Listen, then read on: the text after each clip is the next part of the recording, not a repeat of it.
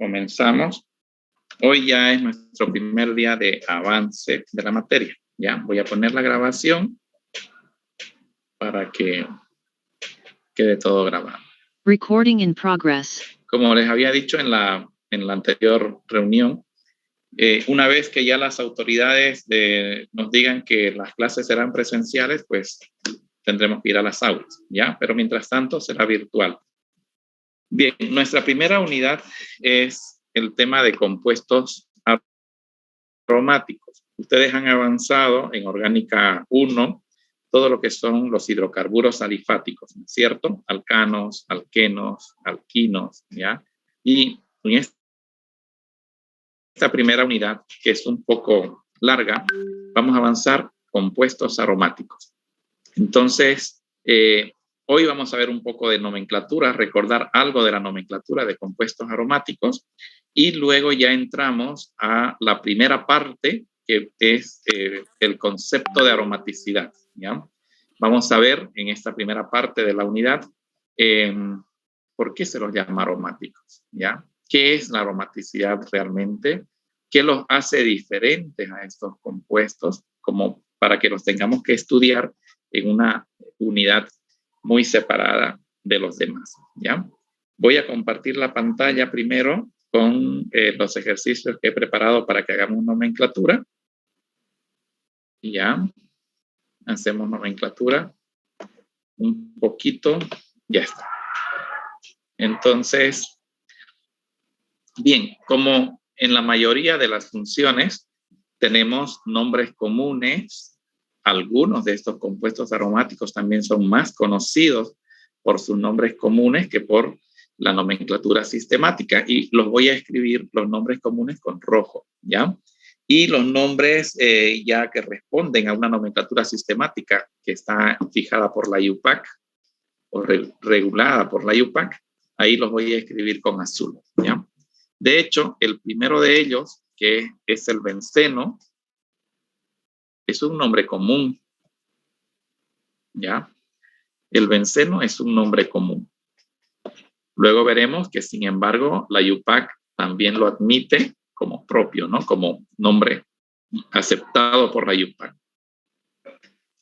Pero yo voy a escribir primero los comunes. En este caso sería el fenol, que también es un nombre común y que también está adoptado por la IUPAC, ¿no? Para poder reconocerlo, porque son productos estos comerciales. Me salto a este de aquí y escribo acá la anilina. Como ven, es una amina que también se llama fenilamina, ¿ya? Fenilamina. Ambos son nombres comunes, pero el nombre de anilina además es un nombre comercial, ¿ya? Es más conocido como anilina que como fenilamina, ¿de acuerdo? Aquí tenemos luego al tolueno. Tolueno, un disolvente también que empleamos bastante en química orgánica. Lo empleamos tanto como disolvente y como reactivo para obtener otros compuestos, ¿ya? Y lo vamos a utilizar nosotros en laboratorio. Voy a saltar al siguiente, ¿ya? A los siguientes. Luego tenemos el benzaldehído, que es un nombre común y, repito, también aceptado por la IUPAC. O sea que también lo vamos a ver entre los nombres IUPAC. Aquí tenemos el ácido benzoico, también es un nombre común e igualmente aceptado por la IUPAC. ¿Ya? Acá tenemos al estireno. Los nombres comunes en realidad no responden a un sistema, ¿no es cierto? Son nombres que ya se les había dado a los compuestos incluso antes de que surgiera un sistema, o a veces de los primeros sistemas de nomenclatura que existieron, ¿ya? Por ejemplo, aquí tienen el estireno. que es con el que se obtiene el poliestireno. Y estos dos se llaman silenos. Por ejemplo, este es el ortosileno.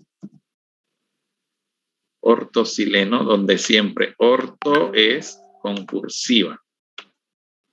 Y los silenos, ustedes los verán durante la carrera como disolventes.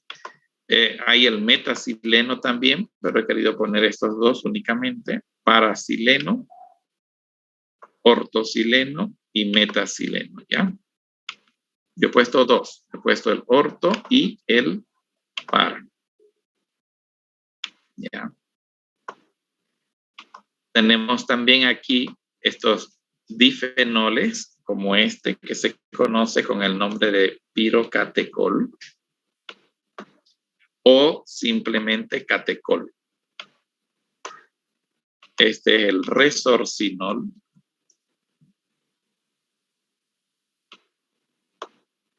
Resorcinol. Y este de aquí es la hidroquinona.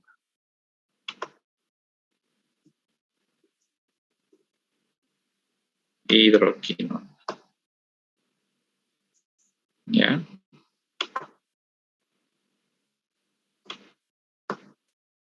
Este es el ácido salicílico.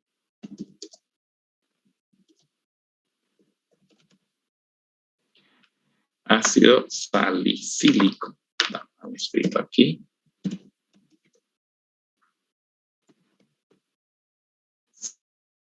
Salicílico. Solamente estoy poniendo los nombres de algunos compuestos. Y vamos a ver que los compuestos de este tipo, que lo conocemos como aromáticos, son muchísimos, ¿ya? Aquí tenemos, por ejemplo, el ácido bíclico. Algunos hicieron orgánica 1 en verano. Nadie ha hecho verano de orgánica 1. Entonces mi pregunta es porque creo que en verano sí han hecho laboratorios, ¿no? Bien, estos nombres, como les decía, son nombres que más que todo hay que aprenderlos identificando la estructura y de memoria, digamos. No son nombres comunes. Cuando vamos a nombrar un compuesto aromático, lo que es el anillo bencénico, los que son bencénicos, ya vamos a ver que aromáticos también hay no bencénicos o no bencenoides, ya. Este anillo viene a sustituir a la cadena principal que tenían en alcanos, en alquenos y en alquinos, ¿no? Por analogía, podemos decir que el anillo es la cadena principal, ¿de acuerdo? Entonces, de esa manera, nombramos todo y terminamos con el nombre del anillo, donde el nombre del anillo es benceno. Hay funciones que vamos a ir estudiando luego, por ejemplo, ácidos carboxílicos, aldehídos, etcétera, pero que la nomenclatura ya la estudiaron en Química Orgánica 1, ¿ya?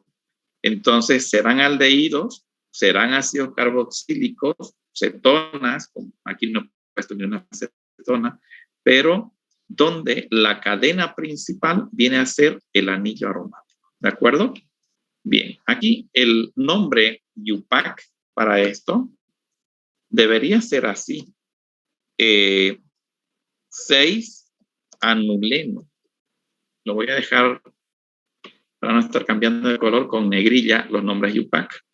Pero el 6-anuleno casi nadie lo conoce. ¿A quiénes se les llama anulenos en química orgánica? Anulenos son los ciclos que tienen dobles enlaces conjugados, ¿de acuerdo?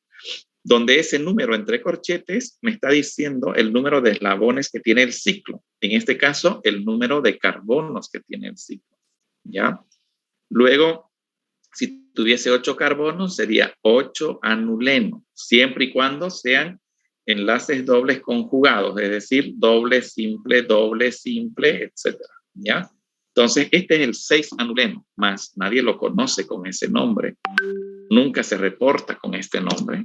Y la IUPAC, entonces, también aceptó que sea llamado benceno, o sea, el nombre común, además el nombre Yupac, ¿ya? En el caso del fenol, tenemos que su nombre debería ser bencenol, ¿ya? O debería ser también hidroxibenceno. Sin embargo, la Yupac misma ha aceptado que la nomenclatura Yupac también lo nombre con fenol, ¿de acuerdo? Fenol.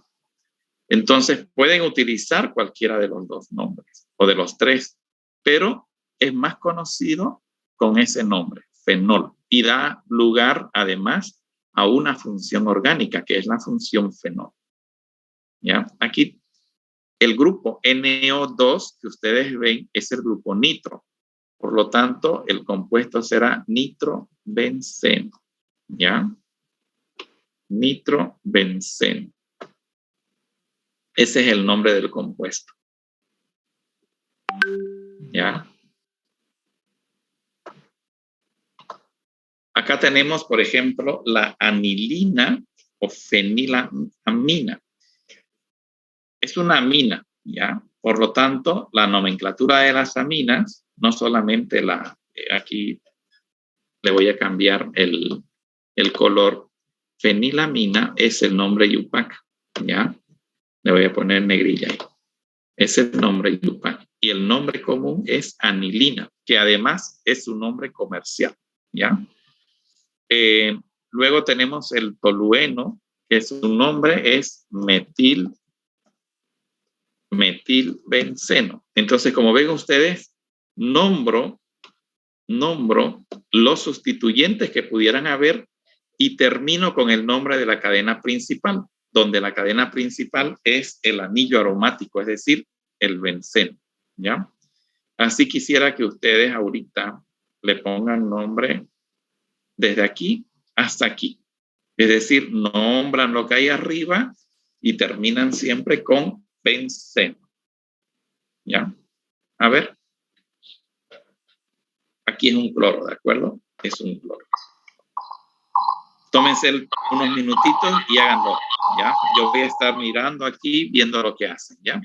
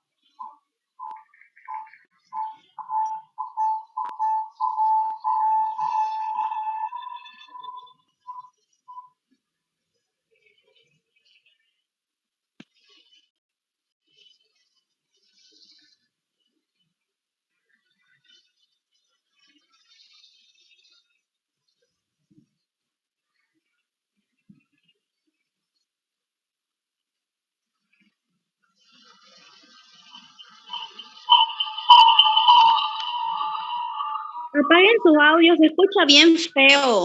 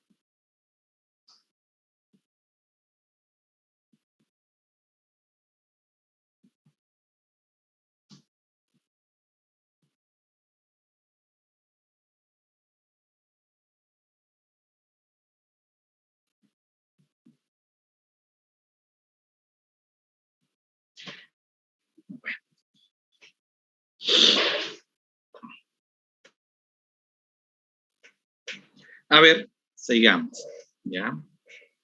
A ver, este de aquí he visto en el chat que han escrito bien el nombre. Dice clorobenceno, ¿verdad? Clorobenceno. ¿A este cómo le han llamado?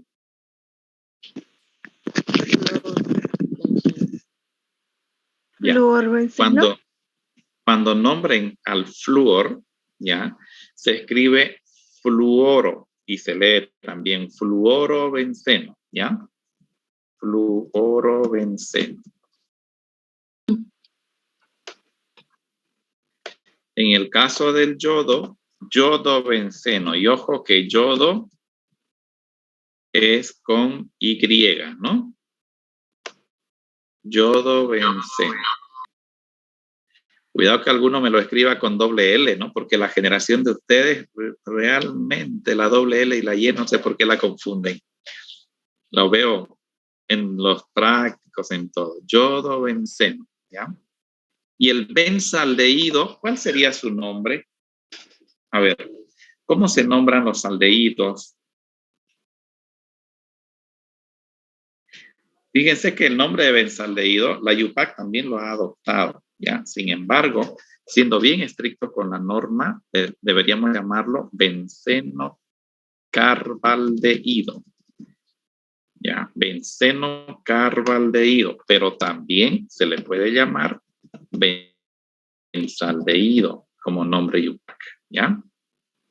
Este otro sería ácido benceno carboxílico, pero también se le puede llamar en la UPAC ácido benzoico, ¿ya?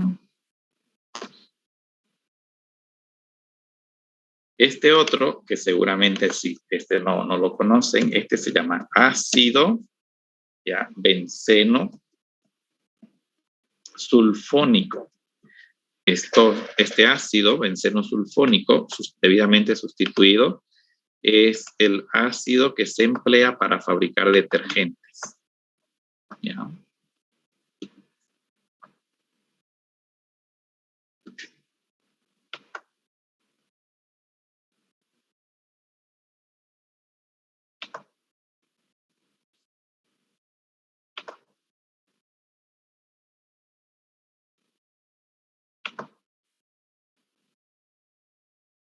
Me disculpan, me está llamando la directora de carrera, ¿ya? Voy a cortar un ratito el audio.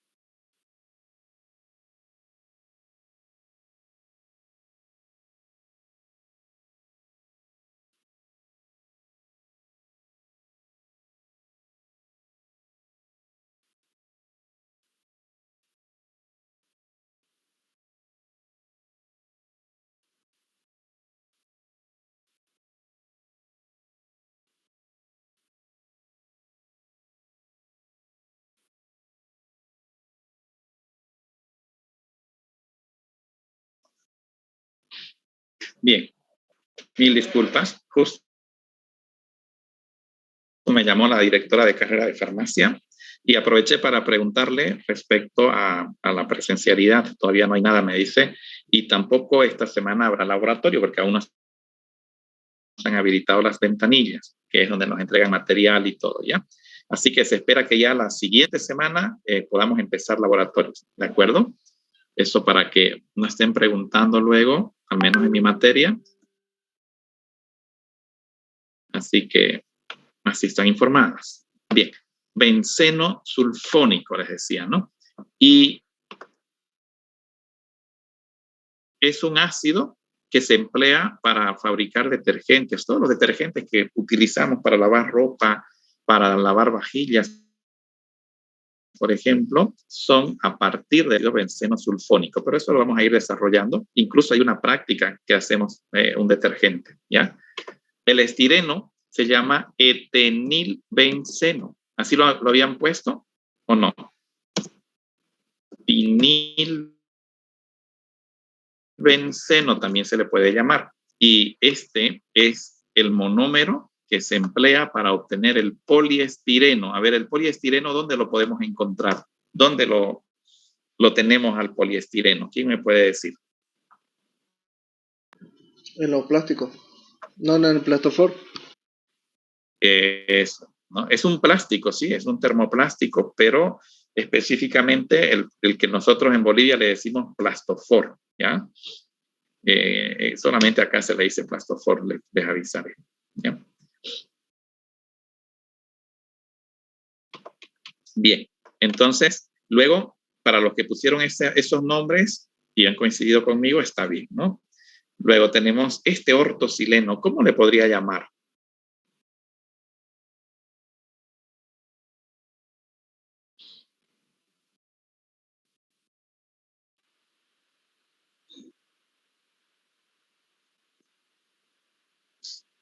A ver, 1,2 dimetilbenceno. Dimetilbenceno. Eso es, dimetilbenceno. Y este vendría a ser el 1,4 dimetilbenceno. ¿Ya? Y también está el metacileno, que es el 1,3 dimetilbenceno. ¿De acuerdo? Y este sería el 1,2 bencenodiol. O también 1,2 dihidroxibenceno. ¿Vale? En el otro caso, en nosotros va más o menos parecido. 1,3 dihidroxibenceno, o pongámosle de una vez bencenodiol, y 1,3 dihidroxibenceno.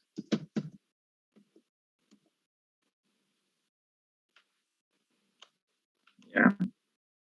Aquí tenemos el 1,4 bencenodiol o 1,4 dihidroxibenceno. Entonces, fíjense que por nombres no se quedan cortos, ¿no? Estos que están con negrillas o con negrito es para nombres IUPAC, ¿no?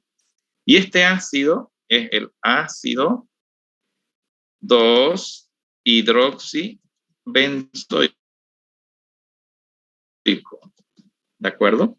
El ácido salicílico, su nombre IUPAC es ácido 2-hidroxibenzoico. O también ácido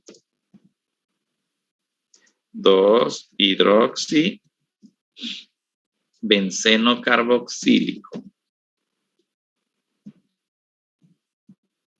¿Ya? Entonces pueden emplear esos nombres. Sin embargo, es más conocido por su nombre comercial, que es el ácido salicílico. Bien. Luego acá tenemos, fíjense, un ácido pícrico, pero eso es un nombre común, ácido pícrico. Su nombre de este compuesto es agarrar el nombre principal, que es el fenol, y llamarle 2,4,6 trinitrofenol, ¿ya?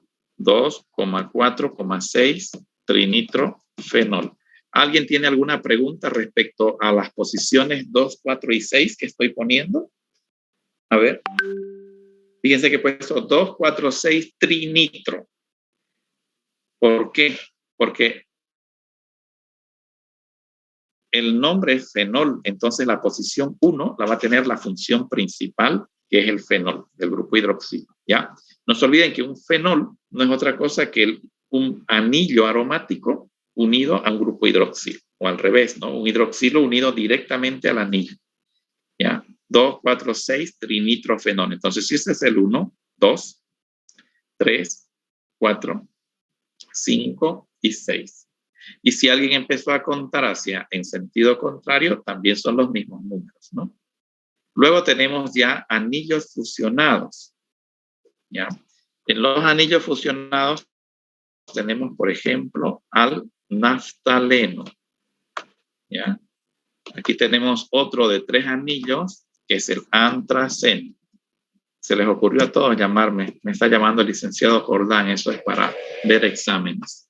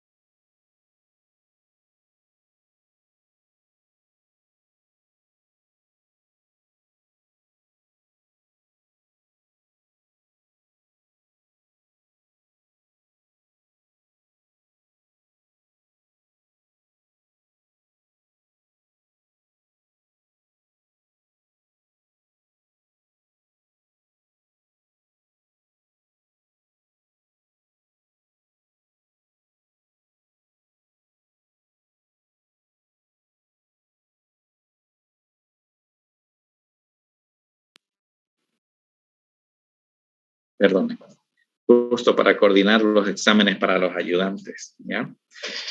Bien, entonces el de 3 anillos fusionados se llama antraceno, ¿ya? Si están fusionados de esta manera, fíjense que es un tanto distinto, su nombre es fenantreno. Y eso es lo llamativo, no voy a decir llamativo, ¿no? Sino que hay que aprender de esta manera, identificando la estructura y memorizando el nombre en los que son anillos fusionados, porque estos son nombres que, si bien han sido comunes inicialmente, la IUPAC los absorbió y entonces son nombres IUPAC, ¿ya? Fenantreno, antraceno, fenantreno, y este de aquí, por ejemplo, se llama pireno.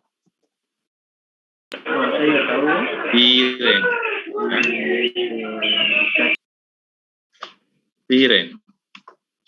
Bien. Aquí, a manera de mostrarle, pero vamos a profundizar después, este sería un nombre común, alfa-naftol. Alfa-naftol. Voy a ver que aquí tenga la letra alfa.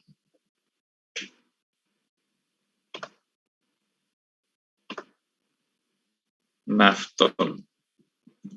¿Ya? Este es un nombre común. Alfa-naftol. Y su nombre, UPAC, no es muy diferente. Es el 1-naftol. ¿Ya? 1-naftol.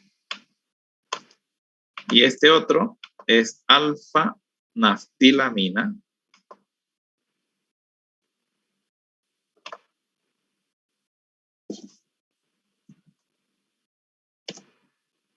O, perdón, no es alfa, es beta. Ahora le corrijo ya. 2-naftilamina. ¿Por qué beta? Porque en el naftaleno, esta y esta y esta son posiciones alfa. Y estas dos son posiciones beta, ¿no? Entonces, como está en la posición beta, es beta-naftilamina o simplemente 2-naftilamina, ¿de acuerdo? Bueno, eso ha sido para recordarles, porque ustedes ya han visto esta nomenclatura en Orgánica 1, ¿ya? Es para recordar un poquito los nombres de los compuestos, de algunos compuestos aromáticos. ¿Hasta aquí alguna pregunta? De todas formas, la grabación de la clase la van a tener en el aula virtual, ¿ya? Así que ustedes podrán repasar después. Y lo mismo el material que se avanza, las diapositivas, todo lo van a tener en el aula virtual, ¿ya?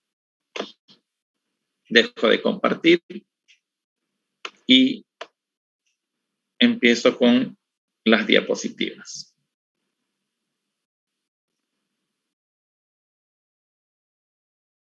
Han visto que utilizo un software, ¿no es cierto?, para hacer la edición molecular, ¿ya? Este software que utilizo es gratuito, o sea que ustedes lo pueden y les diré que es bueno que lo hagan, que lo descarguen los que tienen computadora en casa y lo tengan en su computadora. ¿Por qué? Porque ustedes tienen que saber escribir sus moléculas, dibujarlas y que no sea de ver esos trabajos con un copy-paste de figuras de internet, ¿no es cierto? Sino que sean hechas las estructuras dibujadas con un editor molecular, ¿ya? A ver, aromaticidad es la primera parte grande de esta unidad. Quisiera escucharlos a ustedes, que alguien me diga por qué a estos hidrocarburos, no voy a hablar solo de hidrocarburos, voy a hablar de compuestos en general. Si yo dijera hidrocarburos aromáticos, me estaría refiriendo solo a los que tienen carbono e hidrógeno. Y no me estaría refiriendo, por ejemplo, al ácido benzoico, ¿no? Al benzaldehído, al nitrobenceno, porque tienen otros heteroátomos. Sin embargo, esto de que sean considerados otro tipo de compuestos muy especiales y que se les llame así compuestos aromáticos, debe tener algún motivo. A ver, quisiera escuchar ustedes qué es lo que saben respecto de eso. Ay, los escucho. ¿Por qué se les llama compuestos aromáticos?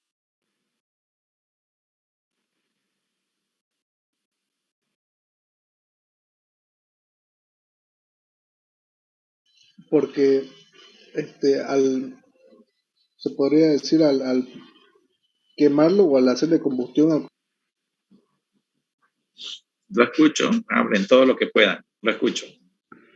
Estos compuestos desprenden un aroma, son Ya, olorosos, más que todo, por eso es que son olorosos. Ya, me dice, desprenden un aroma al entrar en combustión.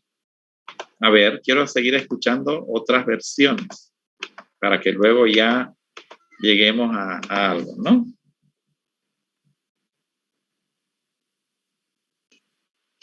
Buen día, doctor. Le llaman compuestos aromáticos, también podría ser por el por el color que tienen y, como dijo el compañero, porque tienen aromas agradables, dulces ¿Ya? o florales. Así. Aromas dulces, florales, me lo estoy anotando, ¿ya? También presentan anillos. Presentan anillos. ¿Todos los aromáticos presentan anillos o habrán algunos que no tienen Uno o anillos? más anillos.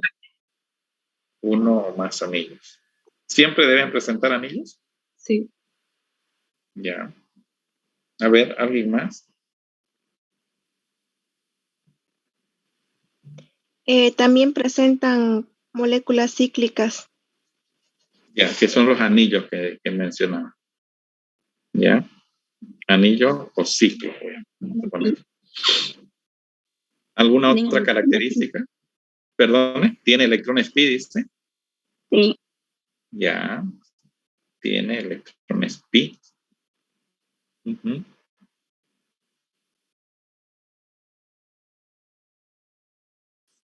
¿Alguien más que hubiese leído algo acerca de esto o que recuerde algo?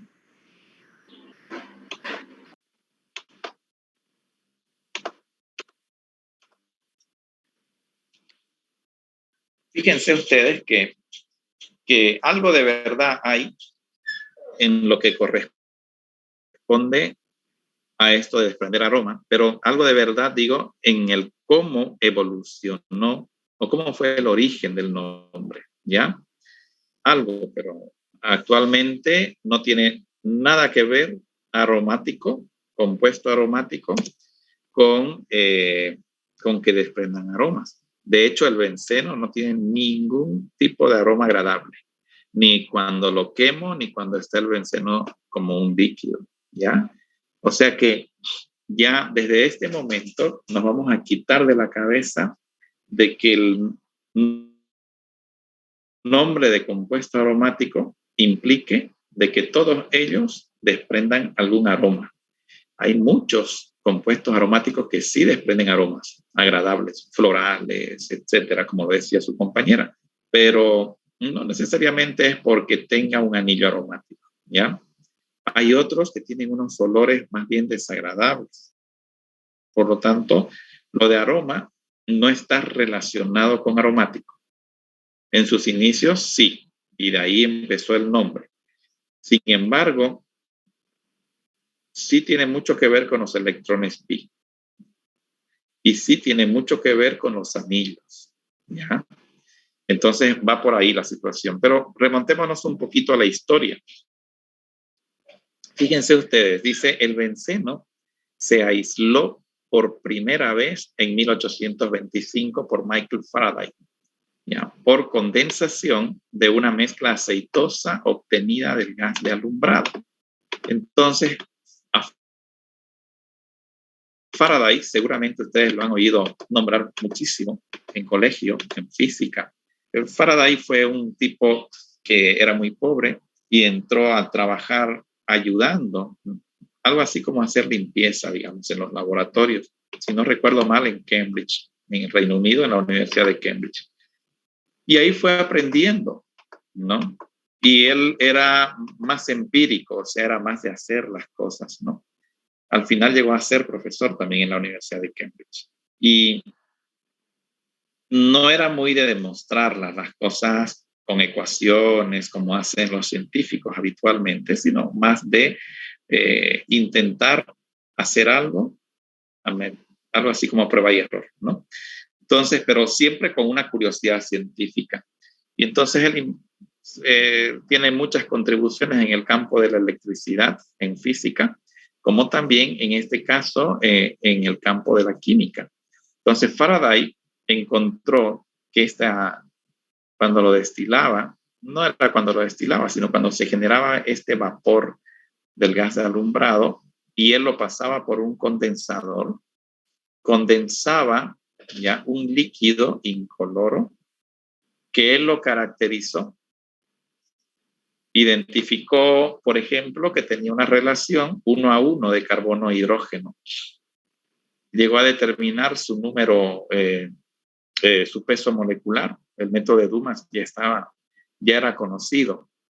Y entonces encontró el peso molecular y por tanto encontró la fórmula molecular, ¿ya? Más o menos identificado, punto de ebullición, fórmula empírica, fórmula molecular, peso molecular. Pero no le ponían nombre, ¿no? Era algo desconocido, pero tenía algo de particular, que si lo querían hacer reaccionar con un oxidante fuerte, con un ácido fuerte, con una base fuerte, con un reductor, no tenía ni una sola reacción. Era totalmente inerte este compuesto. Entonces, eso es lo que llamaba la atención. Se parecía mucho más a una parafina, es decir, a un alcano, que a otro tipo de compuestos, ¿ya?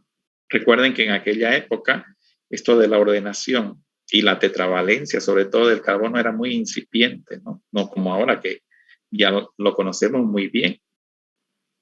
Pero sí se sabía que existían compuestos a los cuales se les llamaba olefinas, ¿ya? Que ellos sí reaccionan, que son los alquenos para nosotros, que ellos sí reaccionaban con oxidantes, con ácidos, y este no, era muy inerte. Y eso le llamó la atención. Pero él obtuvo de esa mezcla aceitosa, ¿ya? Que se empleaba para las lámparas. Sin embargo, Mitscherlich, que está mencionado abajo, que también trabajaba para la corona británica, en uno de esos viajes que estaba en las islas de Java, recuerden que la corona británica era, pues, tenía el control en toda esa zona, en lo que ahora es la India, Pakistán, ¿no? Todo eso era de la corona británica, estaba bajo sus dominios, y por ende también las islas de Java. Y ahí Mitscherlich hizo una reacción en la cual una planta que era el benjuí, así le llamaban en lengua nativa en esa zona, el benjuí, la trató con cal, la calentó con cal. No sabía qué era lo que hacía, pero esta planta era un bálsamo. Ahí viene el nombre aromático ya. Era un bálsamo, es decir, era muy fraganciosa y se la utilizaba en medicina. Obviamente en la medicina tradicional, ¿no? En aquella época todo era en base de plantas. Entonces, él encontró de que cuando la trataba con cal a esta planta, la calentaba en presencia de cal, se desprendía un gas que luego lo condensaba y coincidentemente era el mismo producto que había obtenido Faraday 10 años antes. Exactamente el mismo. Fíjense que Faraday lo obtuvo por algo que fue una destilación, digamos, ¿ya? Un método físico. Lo separó de ahí de donde estaba en esa mezcla aceitosa. En cambio, Mitscherlich lo obtuvo por un método químico. Él no sabía lo que hacía cuando le ponía la cal y lo calentaba. En realidad, luego ya se descubrió mucho más adelante de que en realidad el ácido benzoico estaba presente en esta planta, ¿ya? El ácido benzoico. Y cuando Mitscherlich lo trataba, lo calentaba con cal, lo que producía era una reacción de descarboxilación. Eliminaba dióxido de carbono del ácido benzoico y obtenía benceno. Él desconocía qué era lo que pasaba. Él sabía que obtenía este producto, ¿ya? Y como ese producto provenía de esta planta, benjuí, no sé cómo lo pronunciarían los nativos, ¿no? Pero los ingleses le llamaban benzoin, ¿ya? En aquella época. Entonces, de ahí deriva el nombre de benceno. De ahí sale el nombre de benzín en inglés, que nada tiene que ver con alqueno, simplemente por la forma de nombrarlo, ¿ya? Por más que yo lo escriba aquí con dobles enlaces y todo, que ya vamos a ver a qué se debe, pero no tiene nada que ver con un alqueno. Este era un compuesto muy inerte, es un compuesto muy inerte, que hasta ahora todavía sigue estudiándose el por qué es tan poco reactivo. Entonces, la Real Academia de Ciencias del Reino Unido tuvo muchos eventos para discutir cómo era este compuesto, qué era realmente.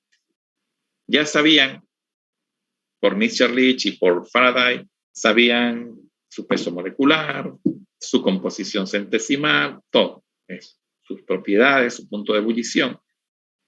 Incluso le dieron un nombre, ¿no? Que fue el benzeno. Pero, ¿cómo era realmente? ¿Cómo era estructuralmente, ¿no?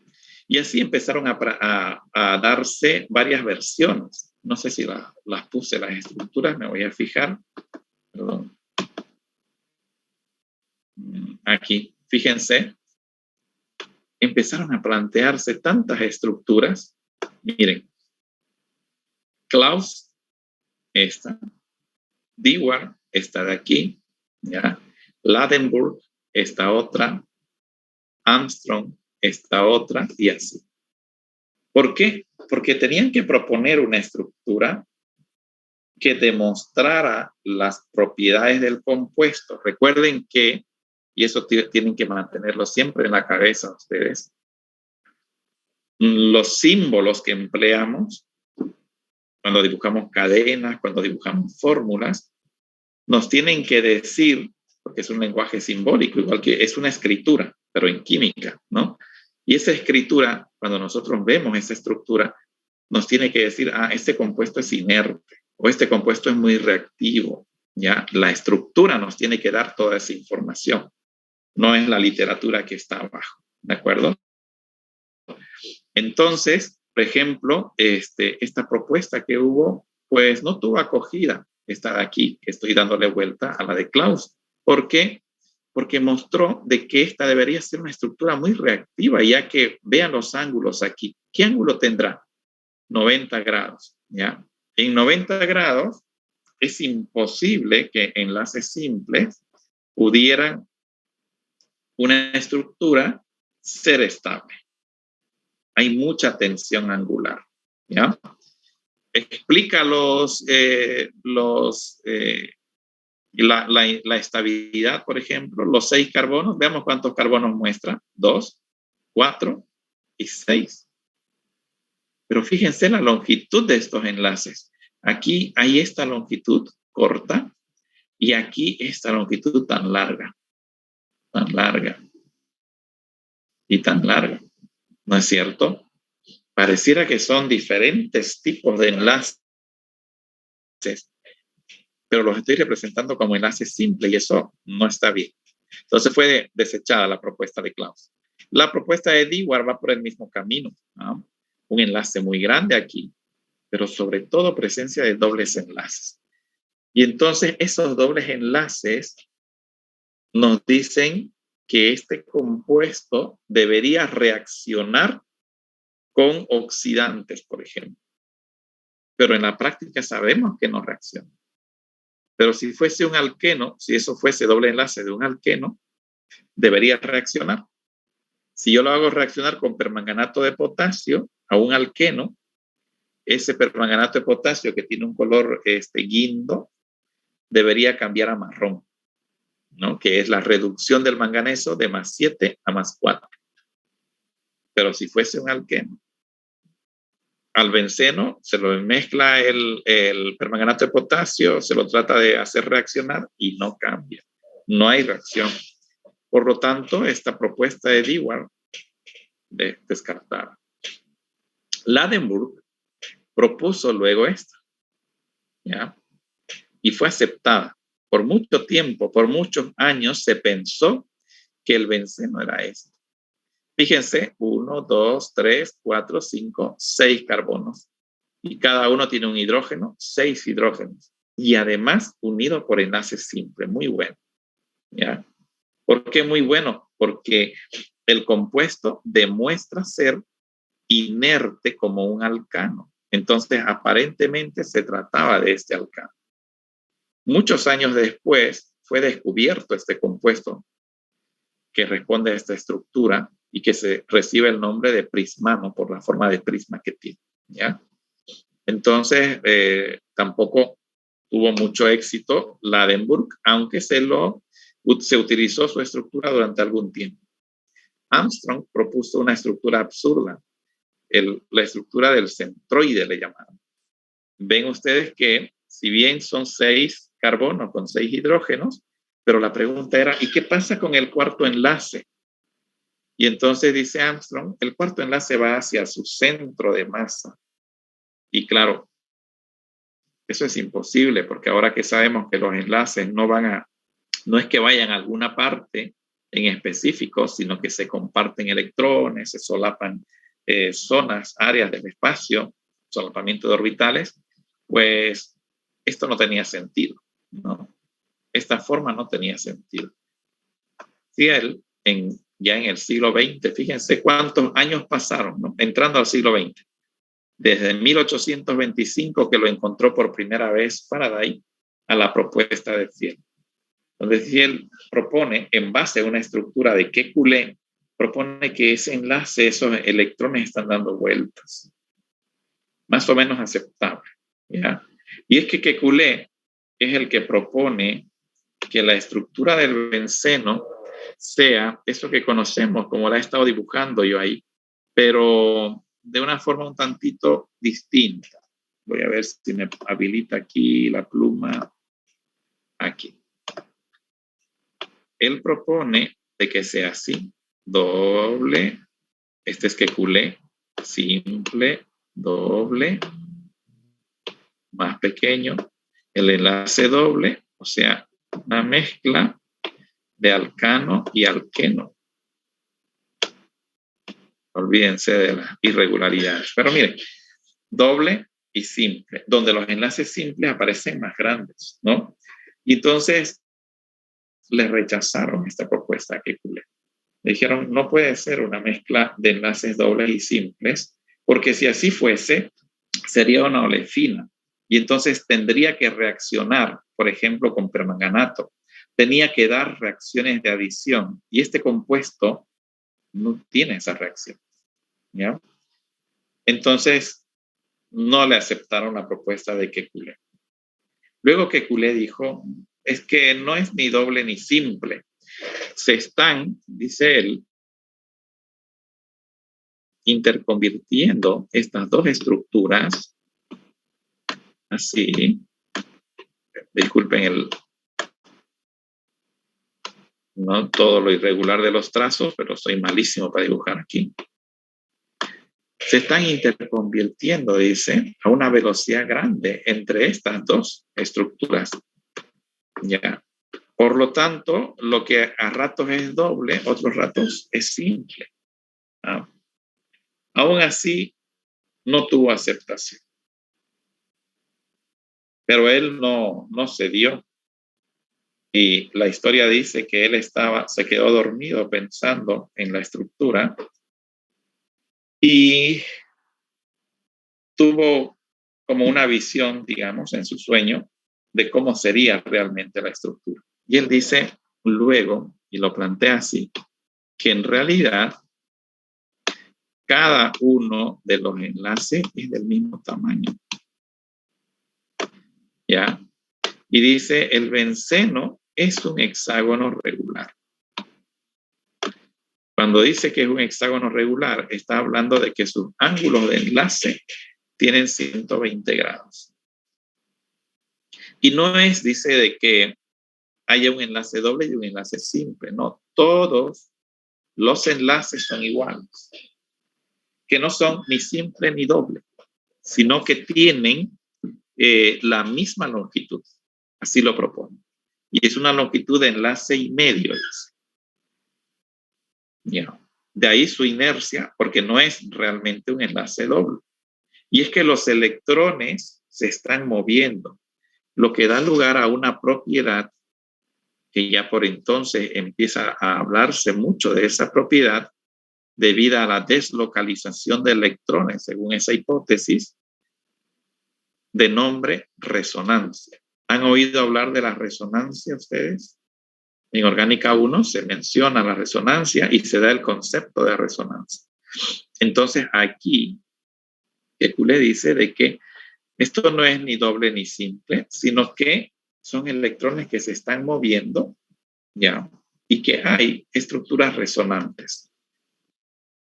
Parecido a esto, pero a estas dos, pero que todas son con la misma longitud de enlace. Basado en esa hipótesis, o en ese sustento, vamos a decir, de Kekulé, es que Thiel propone esto, de que estos electrones se están moviendo de esta manera, ¿ya? Explica eso. Y con esas estructuras nos quedamos. Entonces, cuando nosotros escribimos esta estructura, entendemos benceno. Y cuando escribimos esta estructura, del mismo tamaño todos los enlaces, ¿de acuerdo? Del mismo tamaño. Y cuando tenemos esta otra, también entendemos que se trata de benceno. O esta, de acá. Pero el benceno no es ninguna de ellas. ¿Ya?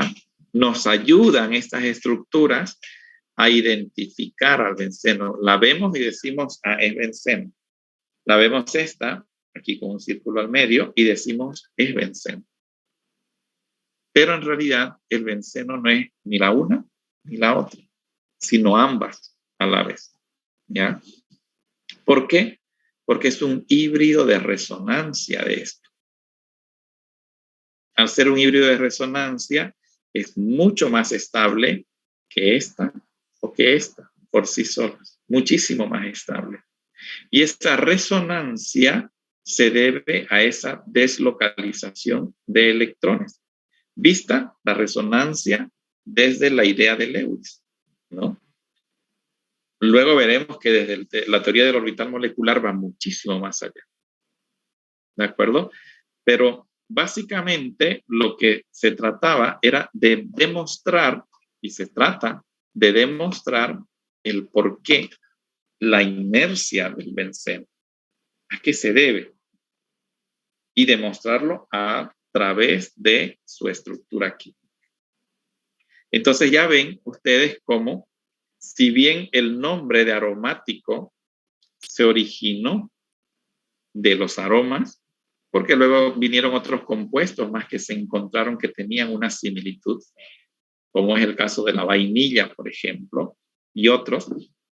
Entonces se dijo a todos estos compuestos que tienen esta baja relación hidrógeno-carbono, le vamos a llamar aromáticos. Una primera aproximación, ¿ya? Pero actualmente no tiene nada que ver con el olor, sino que tiene que ver con la reactividad, con su estabilidad termodinámica, alta estabilidad termodinámica. Y esto, cuando digo alta estabilidad, va casado con poca reactividad. Fíjense, el benceno con bromo, solo con bromo, no hay reacción. Si fuese un alqueno, sí. Con ácido sulfúrico no hay reacción. Si fuese un alqueno, sí. Con permanganato de potasio no hay reacción. Si fuese un alqueno, sí habría reacción. ¿Ya? Pero si pongo un catalizador como el bromuro de hierro, sí hay reacción. Pero no una reacción de adición como la de un alqueno, sino una reacción de sustitución. ¿Ya? Si lo hago reaccionar con un ácido sulfúrico muy concentrado en caliente, vemos de que sí hay reacción de sustitución. En cambio, en un alqueno, esas reacciones son de adición. Termina con el doble enlace. ¿Ya? Entonces, eso nos muestra de que un aromático como el benceno es muy poco reactivo. No tiene nada que ver con un alqueno. ¿Ya? Seguimos. Entonces, empleando ya los conceptos de la teoría de enlace-valencia y luego del orbital molecular, explicamos esa gran estabilidad a qué se debe. Entonces, si decimos que son 120 grados esos ángulos, es porque la hibridación, ¿ya?, del carbono es sp2, ¿no es cierto? Entonces, cada uno de esos carbonos tienen una hibridación sp2. Y en cada uno de ellos nos queda un orbital p, así, perpendicular al plano en el que se encuentran los orbitales sp2. Y entonces el orbital P de un carbono con el orbital P del carbono adyacente se solapan lateralmente. Y al solaparse lateralmente dan lugar a los electrones, a los enlaces pi, como decía una de las compañeras. Y esos enlaces pi no son otra cosa que electrones pi. Y son electrones pi que están dando vueltas ahí, ¿ya? Así, pueden ver aquí, como un donut. Pero donde esto que vemos por arriba y por abajo son electrones pi muy móviles. Y son los responsables de esa estabilidad. ¿Pero por qué son los responsables de esa estabilidad? Porque en realidad, al haber 6 carbonos, voy a tener 6 orbitales moleculares.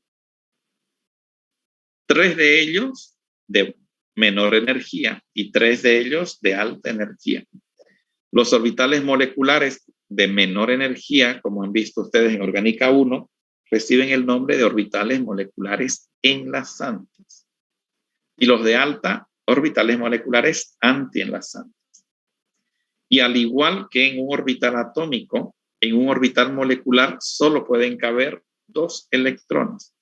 Aquí tenemos 3 orbitales moleculares enlazantes y arriba 3 orbitales moleculares antienlazantes. En cada uno, en este, ya caben un máximo de 2 electrones. ¿Ya? Y como son 6 electrones pi, quiere decir que caben 2 por cada uno de los orbitales de baja energía. ¿Ya? Entonces a eso se debe. Como esos electrones están acomodados en orbitales moleculares de baja energía, vale decir, acomodados de una forma muy eficiente, entonces a eso se debe la gran estabilidad de este compuesto. ¿Ya? Y eso es la aromaticidad. Es una propiedad termodinámica, ¿ya? En la que los compuestos que la poseen pueden acomodar sus electrones en orbitales moleculares de baja energía, llamados orbitales moleculares enlazantes. Y como ven, ese último concepto no está relacionado con el olor, sino con la termodinámica. Nos está diciendo eficiencia, ¿no? Acomoda los electrones de forma eficiente, dice, en orbitales moleculares enlazantes. Esto es lo mismo del anterior, ¿ya? Bien, ¿alguna pregunta hasta aquí? Fíjense, ¿cómo hago para identificar moléculas aromáticas, antiaromáticas y no aromáticas? Porque el aromático es muy estable, excepcionalmente estable. Todo lo opuesto es un antiaromático, muy inestable. Y el no aromático es simplemente un alqueno, ¿ya? Entonces, para eso, en los compuestos que son monocíclicos, ¿ya? Existe una serie de pasos que debemos seguir para confirmar si se trata o no de un compuesto aromático. Dice, una molécula aromática es aquella que cumple los siguientes requisitos. Primero, es una molécula cíclica con dobles enlaces conjugados. Lo que decía una de sus compañeras hace un rato, tienen que ser cíclicos. Y es verdad, todos los aromáticos son cíclicos. Y cuando hablamos de dobles enlaces conjugados, estamos aseverando lo que decía otra compañera, tiene electrones pi, ¿ya? Tienen electrones pi. Luego, todos los eslabones, y aquí dice eslabones, no dice los carbonos, porque parte de ese ciclo puede ser un oxígeno, un nitrógeno, un fósforo, un azufre, ya un heteroátomo, digamos. Por eso decimos eslabones. Todos los eslabones del ciclo tienen hibridación sp2. Ocasionalmente hibridación sp. Ocasionalmente. ¿Y por qué es necesario que sea sp2? Porque tiene que ser plano. ¿Para qué? Para que esos orbitales P, que son perpendiculares a ese plano, se puedan solapar así de una forma eficiente. ¿De acuerdo? Entonces, la molécula tiene que ser plana o casi plana para que haya un solapamiento eficiente o efectivo de los orbitales P. Y finalmente debe cumplir la regla de Huckel, que me dice que el número de electrones pi debe ser igual a 4n más 2, donde n es un entero positivo. Entonces, si es 4n más 2, el número de electrones pi es un aromático. Si no, si es igual a 4n, es antiaromático. ¿Ya? Y si no cumplió alguna de esas tres primeras, es no aromático. Por tanto, nosotros a cada uno de estos compuestos monocíclicos, ya le aplicamos esta secuencia de reglas en ese orden. Si no cumple una de las tres primeras, no hay para qué seguir. Es no aromático, o sea, es un alqueno.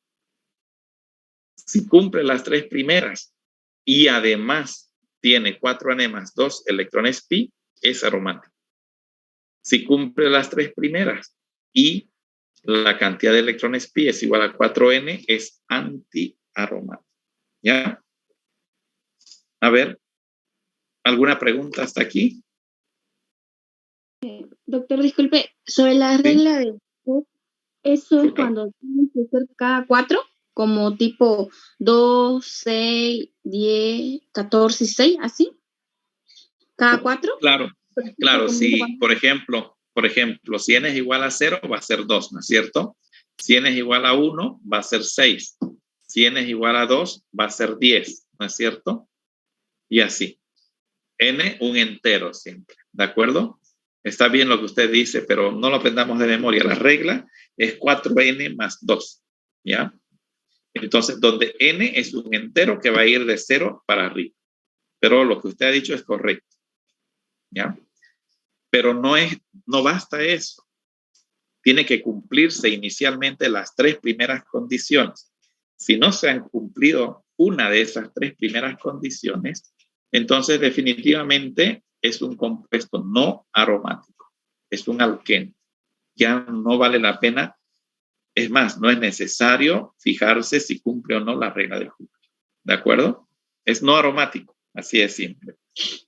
Pero si las cumplió todas, y la cantidad de electrones, vamos a suponer que tenga 8 electrones pi. 8 electrones pi, reemplazo 4n más 2, no es un entero. N no es un entero. Entonces, reemplazo 8 igual a 4n, efectivamente n es un entero. Se trata de un compuesto antiaromático. ¿Ya? ¿Y qué es un compuesto antiaromático? Todo lo opuesto a un aromático. El aromático es excepcionalmente estable, el antiaromático todo lo contrario, ¿ya? Excepcionalmente inestable. Bien, lo dejamos aquí ahora, ya, para entrar la próxima clase vamos a terminar aromaticidad, aplicaremos en ejercicios la regla de Huckel y veremos que la aromaticidad no es exclusiva de compuestos que tienen únicamente carbono e hidrógeno. Hay compuestos que tienen heteroátomos, ¿no? Y que son aromáticos. Hay también los que no son moléculas, sino que son iones y también son aromáticos, ¿ya? Pero me interesa que hoy hubiese quedado fijado el concepto de aromaticidad, no como algo relacionado al aroma, sino como algo relacionado a la estabilidad termodinámica. ¿Por qué? Por la capacidad de acomodar los electrones en orbitales moleculares enlazantes. ¿Ya? Bueno, aquí lo dejamos entonces hoy. Nos vemos en la siguiente clase. ¿Ya? Hasta luego. Hasta luego. Gracias, Hasta luego. Recording stopped.